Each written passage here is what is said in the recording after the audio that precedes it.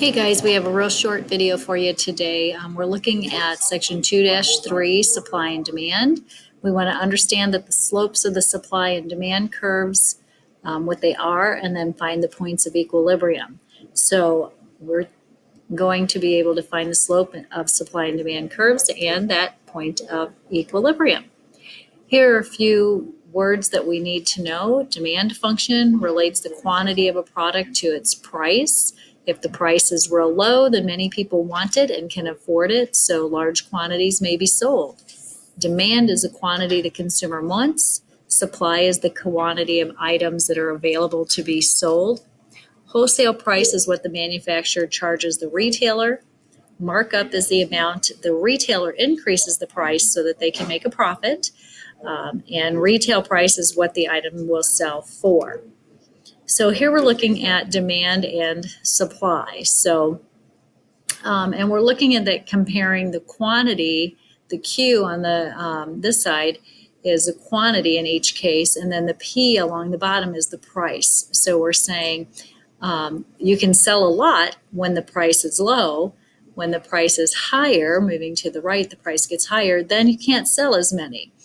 And that is what each of these graphs is showing. And some of them, there's a little dip there. Some it's very linear.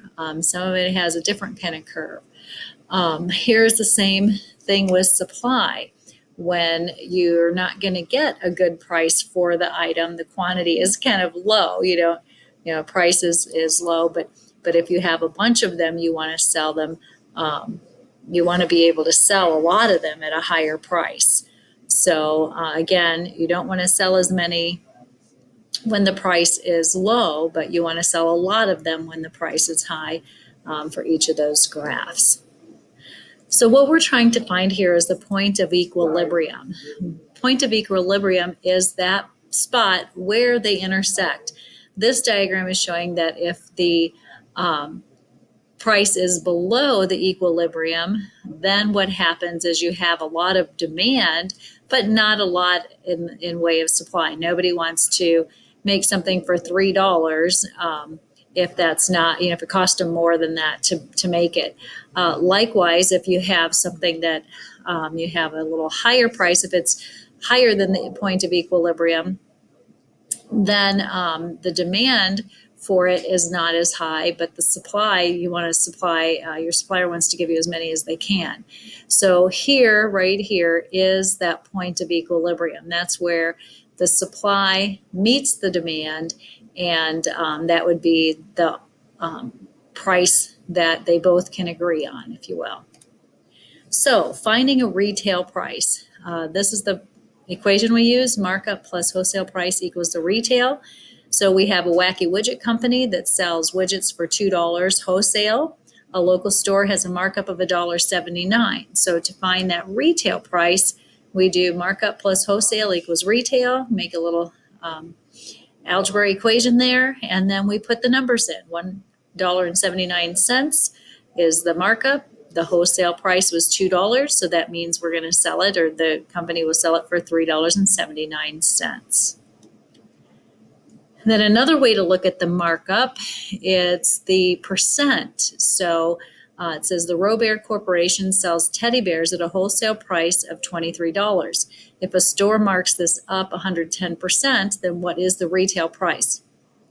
Now the 110% is the rate. So where they say markup rate, that's your rate. And then our equation would be the markup rate times the price, in this case, equals the amount of the markup, so the new price. So in this case, we do 1.10, and that is your percent listed as a decimal or displayed as a decimal number. Remember, you move your decimal 2 places to the left and remove the percent sign to get that decimal number. Then you take it times 23, which is our wholesale price. We find that the new retail price would be $25.30. So this graph here is showing the supply and demand curves for a widget. What they're asking us here is what happens if the price is set at $9? Well, that's the green marks here. If the price is set at $9, then the supplier is not going to have as many, but the demand is going to be higher than the supply, and you're kind of out of an equilibrium here. So they're probably going to end up raising this price because they don't have enough to deal with the current supply. But on the other hand, if you look at this orange one over here, what would happen if the price was set at $15?